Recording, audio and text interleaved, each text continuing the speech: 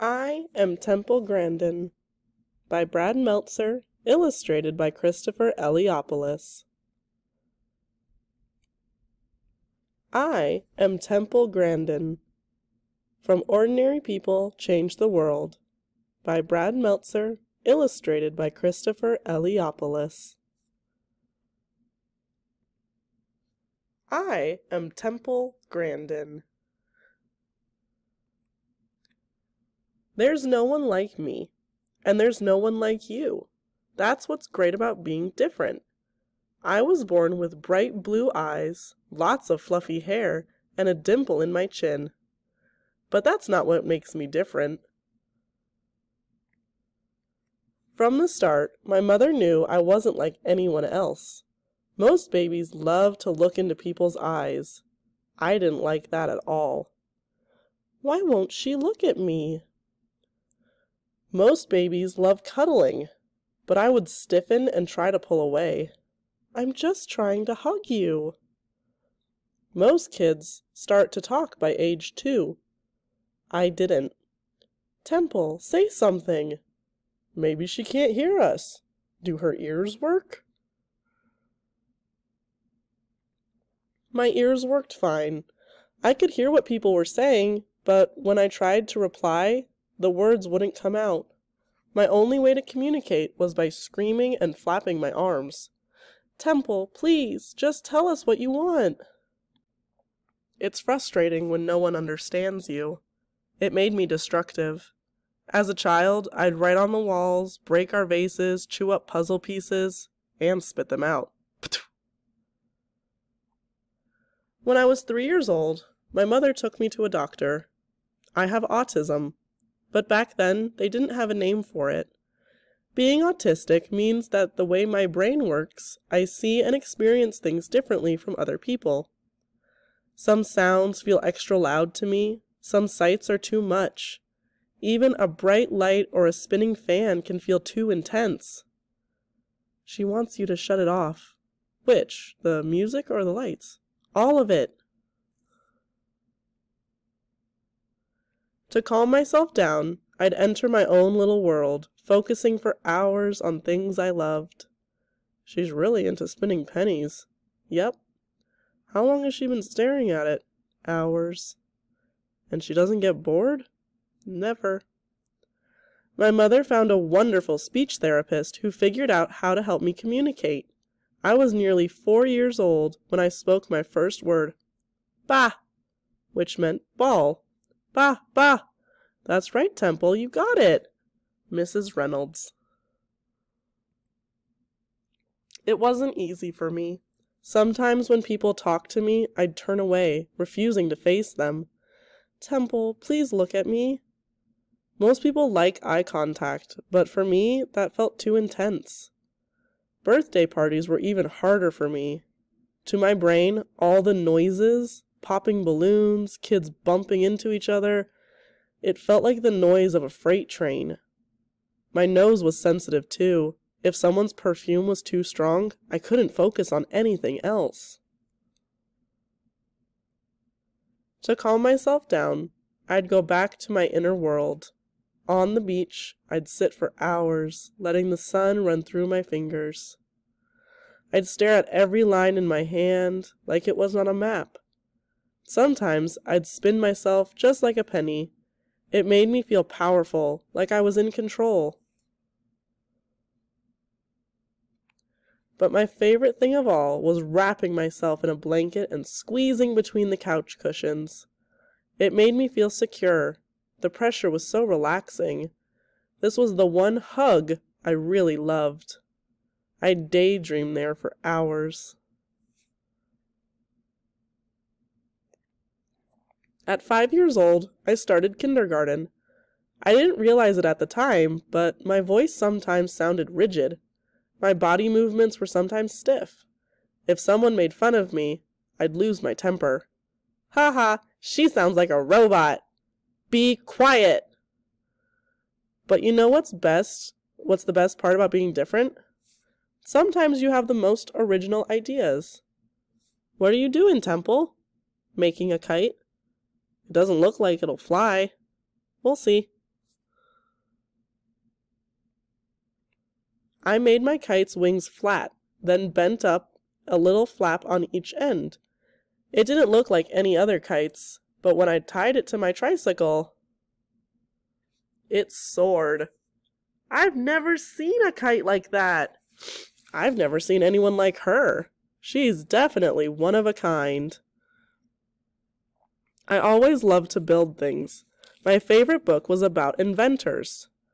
Cyrus McCormick made a mechanical reaper. Elias Howe made the sewing machine. My grandfather. I also loved asking questions over and over and over. Why is the sky blue? How do clouds stay up? Why is the grass green? What are clouds made of? Why do tides go in and out? Everyone's brain works in its own way.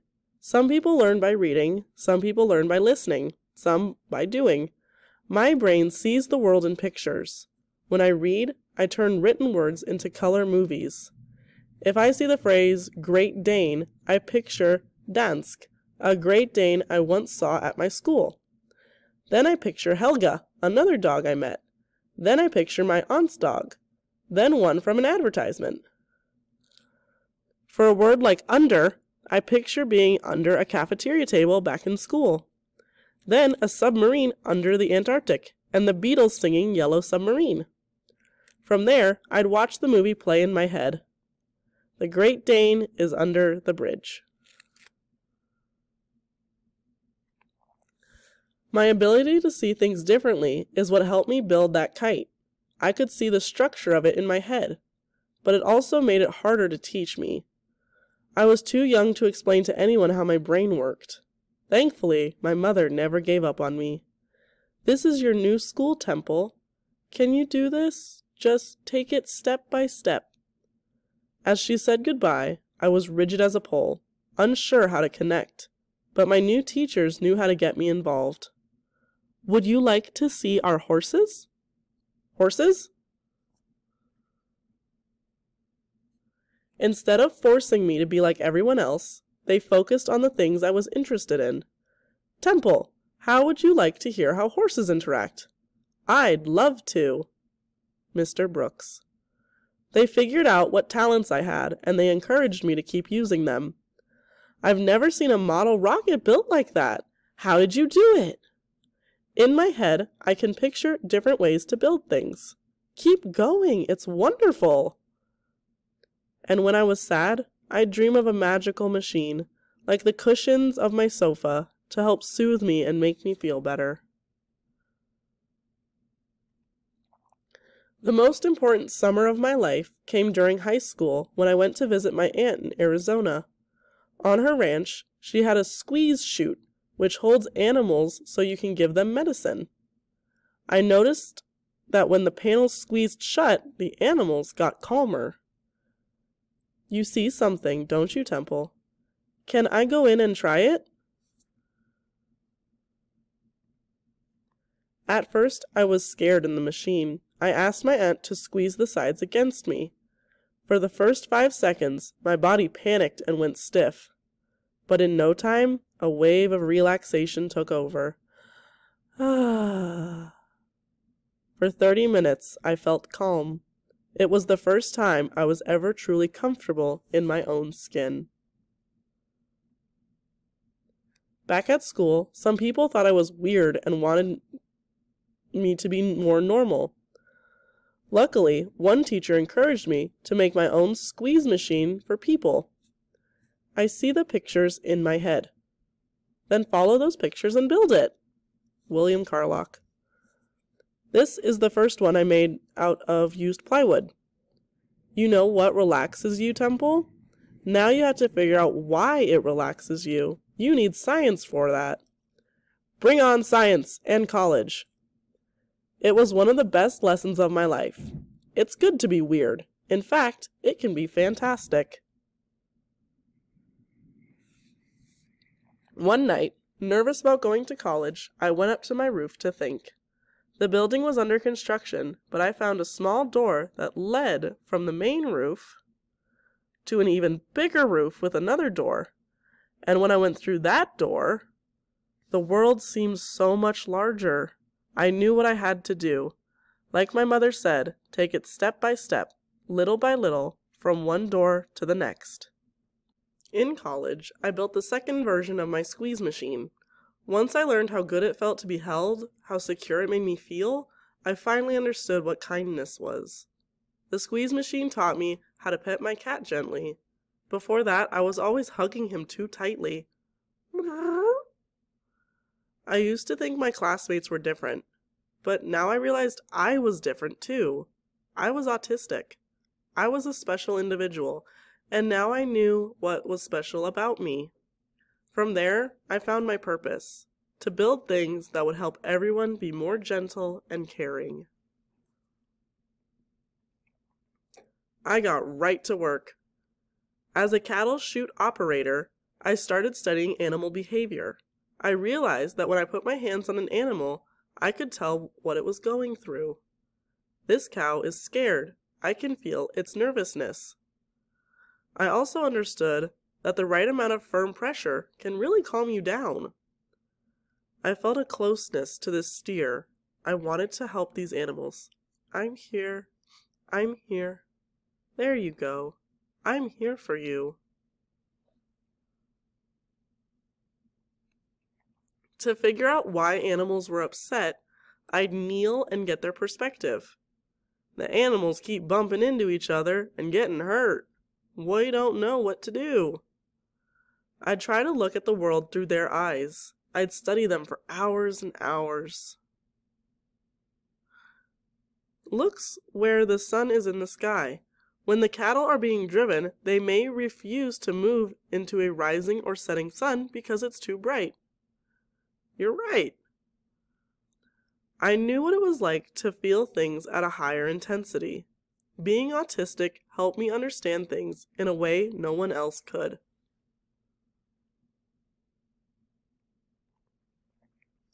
My visual thinking style also helped me build things in ways that had never been built. I designed chutes and pens that were round when I noticed that cattle followed a curved path more easily. See, now they're happy. One time, we were trying to figure out how to get cows to walk down into a bath that gets rid of all the bugs on them. For some reason, the cows wouldn't go down the ramp. It's slippery.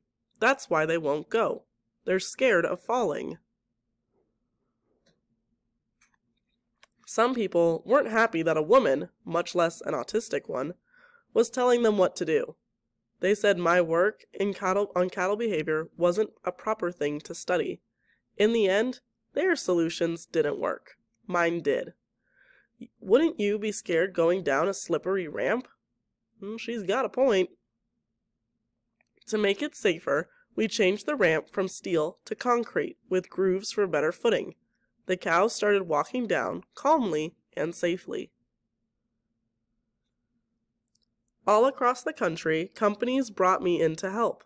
As always, I'd study the animals. I'd work with them, not against them.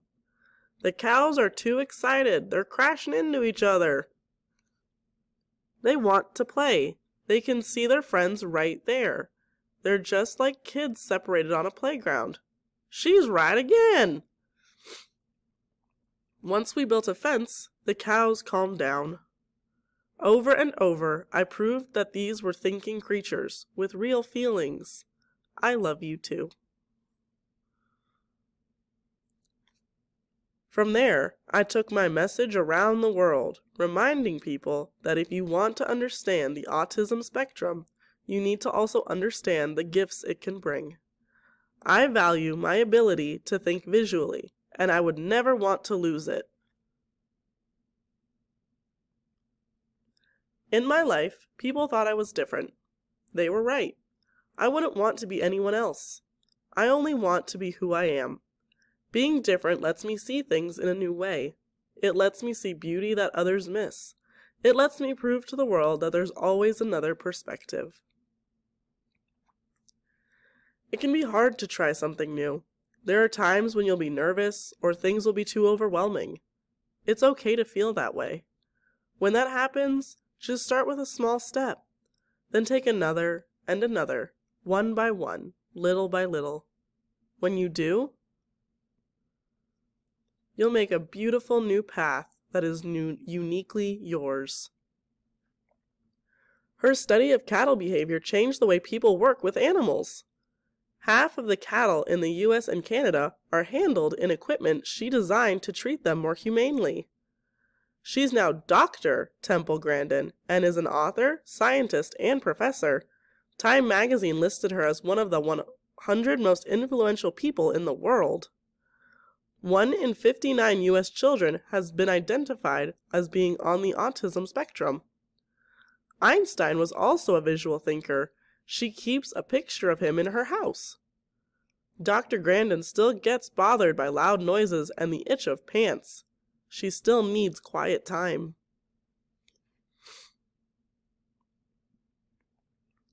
We need people who are different. The world doesn't get better by doing things the same way. It gets better by creative and unconventional thinking. We all have gifts to give. Share what you have with the world. Share the things you love.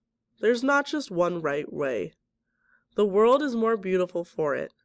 I am Temple Grandin, and I am proud to be different.